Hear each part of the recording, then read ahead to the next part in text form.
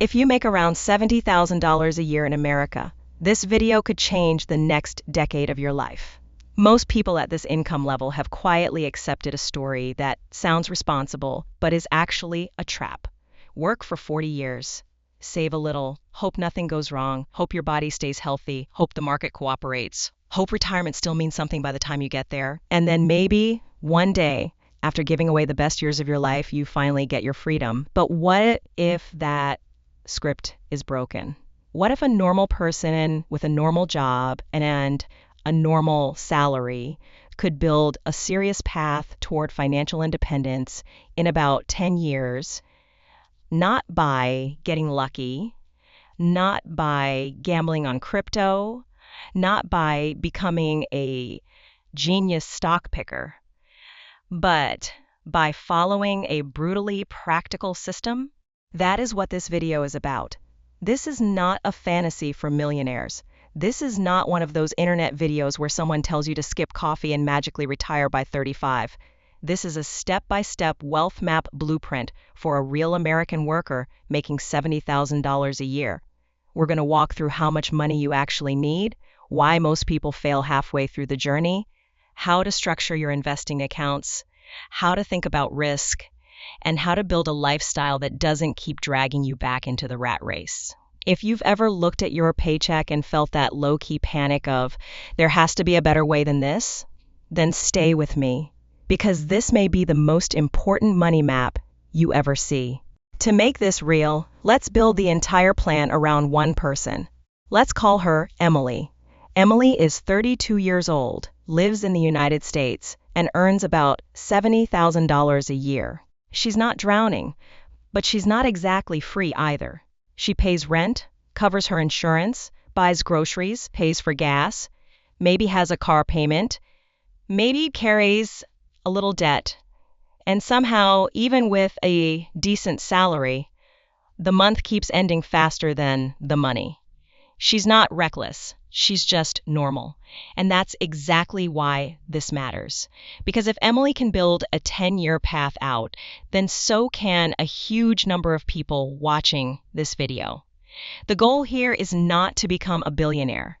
The goal is to build enough assets that work becomes optional much earlier than society told you. Here is the first major mindset shift. You do not need $10 million to retire. For most people, that number is so huge that it kills motivation before the game even starts. What you actually need is enough invested money to support your annual spending. That's the real engine behind financial independence. If you spend $40,000 a year, then using a rough 4% rule, you'd need about $1 million invested to support that spending level. But here's the problem. The classic 4% rule was built around more traditional retirement timelines, and early retirement can last much longer. Vanguard notes that the 4% rule was originally designed for a 30-year retirement horizon, and in its FIRE research, it found that stretching a 4% withdrawal rate to a 50-year horizon sharply reduced the probability of success under its assumptions. So if you're trying to retire early, you should probably think more conservatively than people who retire in their mid-60s. That means your real target is based on two things: how low you can get your spending without hating your life, and how safely you want your portfolio to support that spending. If Emily can reduce her annual expenses to around $35,000 to $36,000, then a portfolio somewhere in the neighborhood of 25 to 30 times her yearly spending puts her in the conversation. That means she may need roughly $900,000 to a little over $1 million invested, depending on how cautious she wants to be. Now, I know what some people are thinking. There's no way a person on $70,000 can build that in 10 years. And that reaction is exactly why most people never even try. They hear the big number, but they never study the machine that creates it. So let's study the machine. If you want to retire in 10 years, your savings rate matters more than almost anything else, not your income story. not your excuses, not what your friends spend, your savings rate. Fireworks, because people cut costs aggressively and save a large percentage of their income, then build a portfolio that can sustain future spending. A person making $70,000 and saving 40% to 50% is in a very different universe from someone making $100,000 and saving 10%. One is buying freedom. The other is buying a lifestyle. That's the difference. The math is cold, but it is honest. Now let's be real. Saving 40% to 50% of your income sounds extreme, especially in America, where everything is trying to convince you that spending equals identity. But the deeper truth is this. Most people are not trapped because their salary is too low. They are trapped because their life is too expensive. Every fixed expense is like another little contract with your future. The expensive car is a contract to keep working. The luxury apartment is a contract to keep working. The lifestyle creep after every raise is a contract to keep working. And the cruel part is that a lot of these things don't even make life meaningfully better after the initial thrill fades. They just make freedom more expensive. So Emily begins with cost destruction, not forever, not because she wants to live tiny forever, but because she wants to create a powerful 10-year sprint. She audits everything line by line: rent, car, insurance, phone, subscriptions, groceries, weekend spending, shopping leaks, convenience spending, delivery apps, the emotional spending that shows up after a stressful week. This is where most people get their first real breakthrough. They discover they don't have only an income problem, they have a leakage problem.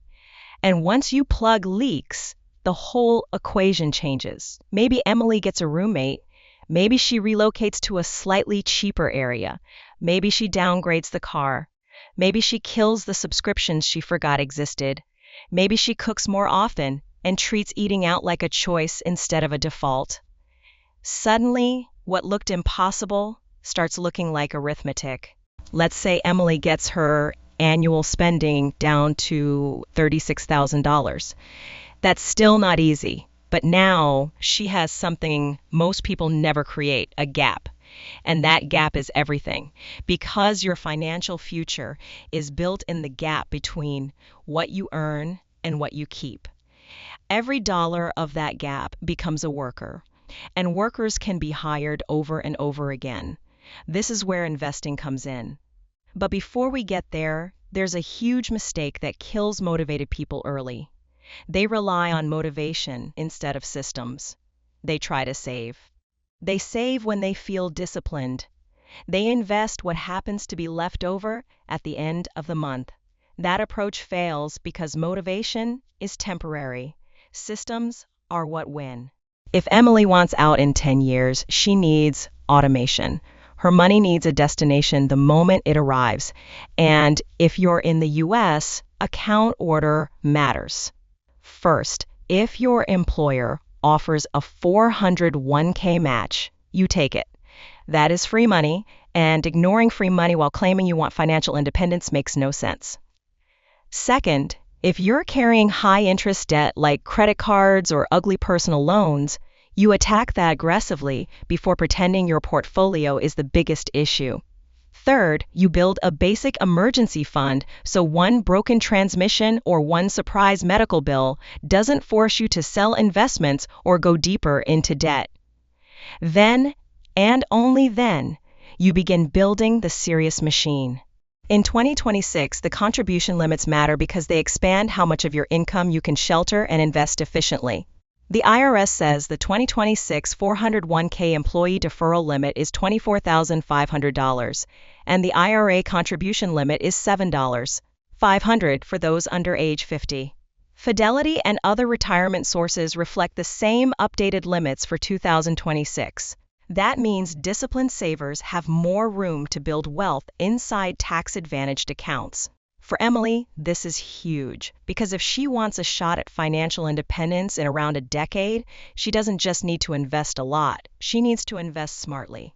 A practical structure could look like this: capture the 401k match first, then fund an IRA if eligible, Then continue building a taxable brokerage account while increasing 401k contributions over time as cash flow improves. And that brings us to a question a lot of people ask. If you want to retire early, why would you lock up money in retirement accounts? Great question. Because if you only build inside retirement accounts, access can become a problem before traditional retirement age. Vanguard discusses ways early retirees may access retirement money, which is why many FIRE-minded people think carefully about account mix instead of blindly maxing one thing forever. The answer is not to avoid retirement accounts. The answer is balance. Your 401k, your IRA, and your taxable brokerage account all have different jobs. You are not choosing one hero account. You are building a team. Now let's talk about investing style, because this is where a lot of people sabotage themselves. When they get serious about retiring early, they suddenly want to become stock market geniuses. They want to find the perfect AI stock, the next Tesla, the perfect entry point, the perfect exit point, and in the process, they stop building freedom and start chasing excitement. That is a deadly mistake. If your plan depends on being smarter than the market, you do not have a retirement plan, you have a fantasy. A better approach is to build your core around broad, low-cost, diversified investing, then maybe reserve a small slice for higher conviction ideas if you really know what you're doing. The point is not to feel clever. The point is to own productive assets consistently enough that over time, your life becomes funded by those assets instead of by your labor alone. This is where the emotional challenge begins. The hardest part of the journey is not year 10, it's year 2 and year 3. Because early on, the progress feels painfully invisible. You're making sacrifices, you're saving hard, you're saying no to spending that used to feel normal, and your account balance still doesn't look life-changing. That is where people crack. They tell themselves they deserve to enjoy life. They upgrade the apartment, they upgrade the car, they loosen the budget, and just like that, the 10-year plan becomes a 20-year plan. This is why you need a different scoreboard. Don't just track dollars, track freedom. Translate invested money into months of life bought back. Because money is abstract, time is emotional. When you realize that every extra $1,000 invested is buying future breathing room, future choices, future dignity, the sacrifice starts to feel purposeful instead of painful. Now let's bring this back to the numbers. If Emily keeps annual spending around $36,000 and wants a rough FIRE target using 25 times expenses, she needs around $900,000 invested. If she wants more safety, she aims higher. Can she get there in 10 years? That depends on her starting point, her savings rate, her returns, and whether her income rises. And this is where honesty matters. If you are starting from zero, carrying debt, living in an expensive city, and spending like your salary is infinite, 10 years may be unrealistic. But if you already have a base, keep costs low, invest heavily, and let your income rise even modestly while resisting lifestyle inflation, the goal becomes a lot more realistic than most people think. Even if you land in 12 years instead of 10, that still crushes the traditional path. That's why income growth matters so much.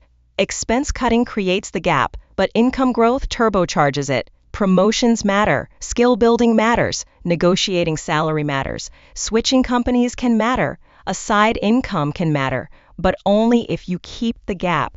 This is where most people fail. They make more, then instantly spend more. The extra money vanishes into a nicer version of normal. If Emily grows from $70,000 to $85,000 over the next few years but keeps her lifestyle mostly stable, that changes everything. This is why a 10-year retirement plan is not just an investing plan. It is an anti-lifestyle creep plan. Now we need to talk about one of the most dangerous risks in early retirement, sequence of returns risk. Vanguard explains that the 4% rule is meant to help retirees think about withdrawals while managing the risk of running out of money, but FIRE retirees face extra pressure because their retirement horizon is often much longer, and early bad market returns can do outsized damage. In plain English, if the market crashes right when you are about to retire or right after you retire, the timing can hurt far more than people expect. That's why your final years before retirement are not only about growing money, they are about protecting the machine. Emily cannot act like someone with endless time to recover once she is close to the finish line. She needs a cash buffer. She needs flexibility. She may want 1 to 2 years of spending in safer assets so she is not forced to sell long-term investments at the worst possible moment if the market tanks. But even deeper than the math is identity. The reason most people do not retire in 10 years is not just because the numbers are hard. It's because their identity is still built around normal spending, normal debt, normal excuses, normal consumer pressure. If you are trying to do something uncommon, you cannot keep using common behavior as proof that you are on track. Your friends may not understand why you drive a boring car. They may not understand why you say no to expensive weekends. They may not understand why you obsess over index funds and savings rates. That is fine. A decade of being different can buy a lifetime of being free. That is the trade. So if I were starting this plan today, here's the roadmap. First, calculate your real annual spending. Second, set a target savings rate based on your actual life, then push it higher over time. Third, automate investments the day your paycheck lands. Fourth, build your account system intentionally, 401k, IRA, and brokerage, each serving a specific role. Fifth, choose a simple investing philosophy you can stick with for a decade of headlines, crashes, boredom, and fear. Sixth, increase income without increasing lifestyle at the same speed. Seventh, track freedom bought back, not just net worth. Eighth, as you approach the finish line, shift from pure growth mode into protection mode with safer reserves and a more careful withdrawal plan.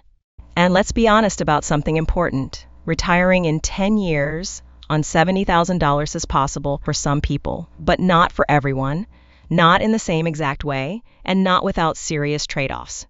If you have dependents, live in a very high-cost city, or are starting from a bad financial position, your version of freedom may look different. Maybe it's semi-retirement, maybe it's coast fire, maybe it's having enough invested that you can leave a miserable job without panic.